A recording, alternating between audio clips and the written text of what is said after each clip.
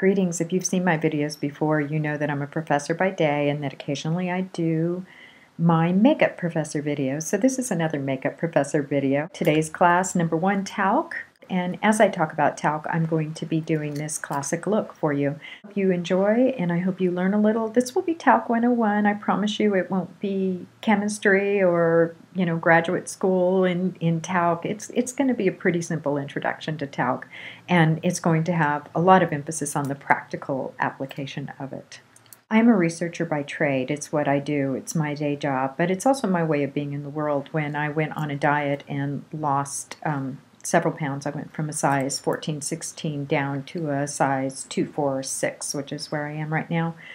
And I read a lot about diet, about exercise, and I looked all over the sites to find things. Whenever I do research, I consider the source. I always consider the source of the information. And in terms of beauty, I find that I'm really looking at 4 different categories of information. First, there's the information supplied by the beauty industry, by the brands themselves. How are they marketing them? What claims are they making? Secondly, there is the medical reports. I actually get on and I look at medical reports on talc, or I look at medical reports on silica, and I try to really figure out from a medical perspective what's happening. I also look at the green reports and the natural reports. So I look at those places that are concerned with the environment, or that are concerned with what kinds of chemicals are in our product and in our world. And I also look at what I consider kind of the high-tech sector. I don't assume that technology is good. I don't assume that it's bad. I know that it's always a double-edged sword. Same with natural products. I don't assume that they're 100% good. I don't assume that they're 100% bad. I'm allergic to things in the natural world. So just because something's natural, talc is a natural product, that's not the issue. I don't believe every claim the beauty industry makes, but I do think they make some honest claims, and I respect them as a business. I don't assume that because they're a business and because they're a beauty business and because they're a big brand, they're naturally evil, big brother, over to take over the world or whatever. Medicine itself isn't pure. Medicine has lots of biases. I like to take all of that information in combination. It's what research does. It always does that. I also like to make sure that I take into account international perspectives. This is important for me because the U.S. is amazing in terms of technology, in terms of science, and in terms of what we do for research. But it's also true that we have lobbyists, and lobbyists influence research dollars, and that there's a kind of politics that goes on behind the scenes of researching, even within the academy. I know this because I'm an academic. In the case of talc, what I discovered, how talc is milled makes a great deal of difference, and that European talcs are different from the talcs that are found in North America and in Brazil. It has something to do with source, it has something to do with milling, but the long and short of it is that European talc is not having the issues that these other talcs are having, and that in some cases talc has even been used beneficially medically.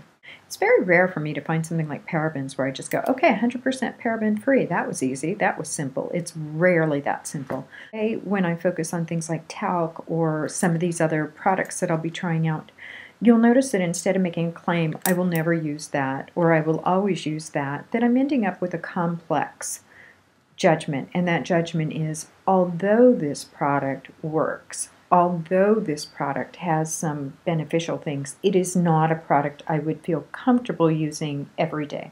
I am running through products now that are not in my rainy day kit. They're not things that contain paraben that I'm going to just, break out on occasion. I'll use these more often than that.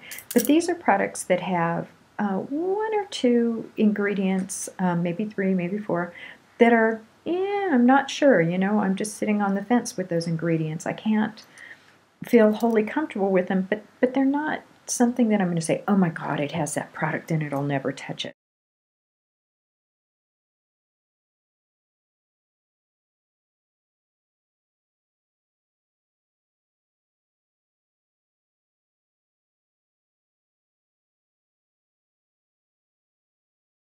YBF stands for Your Best Friend, and I like the idea behind their products. On this one, the first 4 ingredients are iffy. I just have to say that.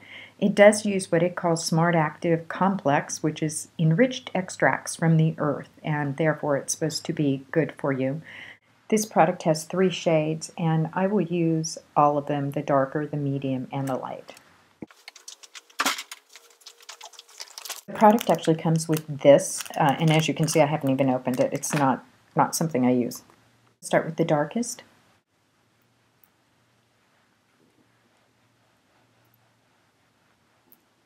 The application for this is really light, which is nice so that you don't get those streaky streakies. You can kind of start shy, if you will, and build. I've talked about this before. I have one side of my face that is aged in a way completely from the other. You can see this side droops more in every single way. The eyebrow droops. There is more hooding.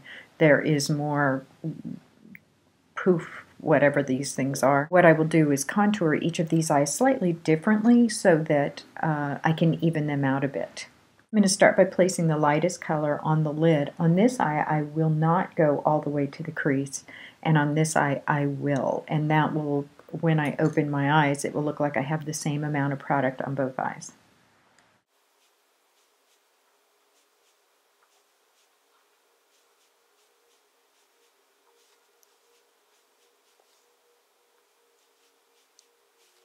Next, I will go in with the darkest color right into the crease. Again, I'll take this one right into the crease, and I'm going to take this one above the crease just to kind of cheat them out a bit.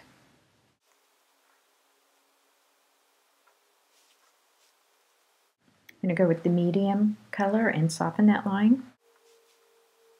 To sum up with the YBF product, here's my complex statement about it.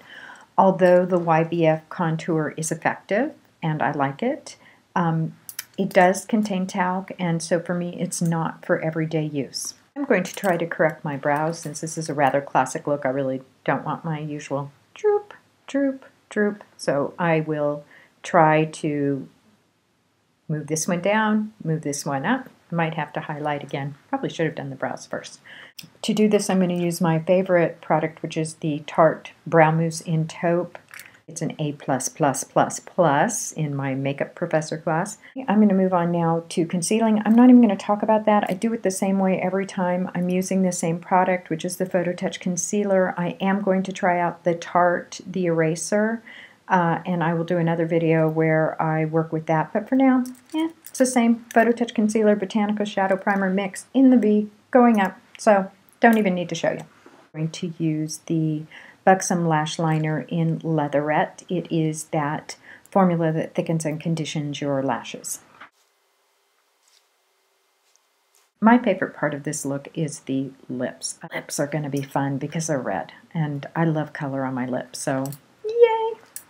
I have a new Tarte product. It is a double-ended lip liner in, I think it was called Rockstar. And for lipstick, I have a Laura Geller Creme Couture lipstick shade in Cranberry. I've been trying these Suresh Gloss Luxe formulations for the lip gloss. I tried a different shade the other day. This is Salmon. One of the things I was really impressed with is it doesn't bleed or feather into the lip line, and it actually lasts a good long time.